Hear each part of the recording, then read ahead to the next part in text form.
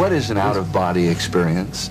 Well, an out-of-body experience is a state of being, a state of awareness, a state of action. Robert Monroe was a successful businessman, not a guru, not a spiritual teacher, just a regular, sharp-minded guy running a media company in the 1950s. His business focused on radio and audio content, stuff like educational programs and self-improvement tools. At one point, Monroe got curious about sleep learning. You've probably heard the idea before, listening to something while you sleep to absorb it faster. He wanted to test if audio could be used to improve learning while someone was unconscious. It was a pretty forward-thinking idea for the time, so he started experimenting on himself. He'd lie down, play specific sound frequencies through headphones, and see how it impacted his rest, his dreams, or even his memory. It was basic research, nothing weird, nothing spiritual. Then something happened that flipped his entire reality upside down. One night, as he was falling asleep during one of these sessions, he suddenly felt a strong vibration spread through his body. It wasn't a normal feeling, not a muscle twitch or a shiver. It felt internal, like electricity, but without pain. It was intense, and it kept building. Then came the part that truly shocked him. He felt like he was floating, literally, not metaphorically. He had the distinct sensation of rising out of bed, and when he looked down, he saw something that would scare most people out of their minds. His own body, lying still, breathing, unmoving. He was completely aware, fully conscious, and somehow outside of himself. Naturally, he panicked. His first thought, he might be dying, that this was what people described in near-death experiences, leaving the body, floating above it, watching themselves from a distance. Then, just as fast as it started, it ended. He snapped back into his body and woke up instantly, heart pounding, sweating, shaken. Now here's where it gets interesting. Instead of dismissing it as a one-time dream or freak event, it happened again and again. The same process, the same vibrations, the same rising sensation, and each time the experience became more detailed. He wasn't dreaming. At least, that's how it felt to him. He was wide awake during these episodes, completely self-aware, logical and alert.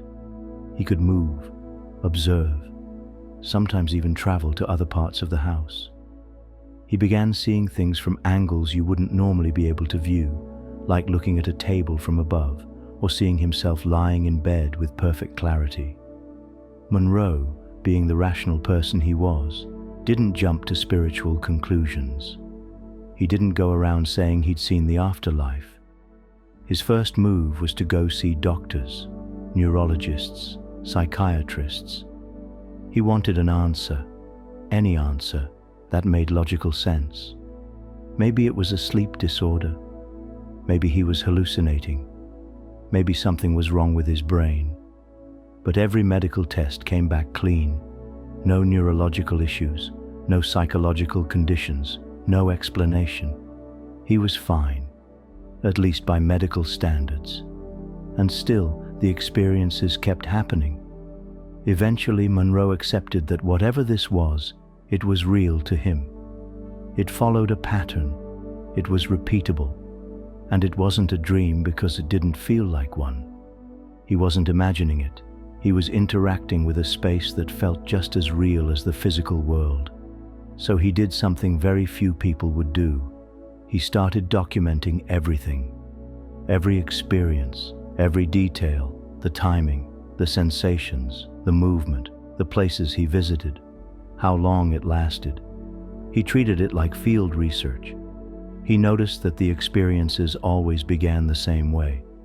He'd feel a buzzing or vibration in his body, usually when falling asleep. Then came the feeling of separating. After that, a kind of floating awareness took over. He could see, think, move. But he had no physical body in the traditional sense. He was just consciousness. He even began to experiment. Could he leave the room? Could he pass through a wall? Could he go outside? Sometimes the answer was yes. He also started to notice a strange presence during some of his experiences. It wasn't threatening, but it felt like something or someone was observing him. He couldn't see it clearly, but he felt it, like being watched from just outside your field of vision. Still, he kept calm. He didn't turn it into a story about spirits or angels. He just wrote it down and kept testing. Eventually, he gave the phenomenon a name. He called it the second body. Not because he believed it was a soul or a ghost or anything religious, but simply because it acted like a second version of himself, one that existed independently of his physical body. He wasn't claiming to know what it was. He was just observing what it did.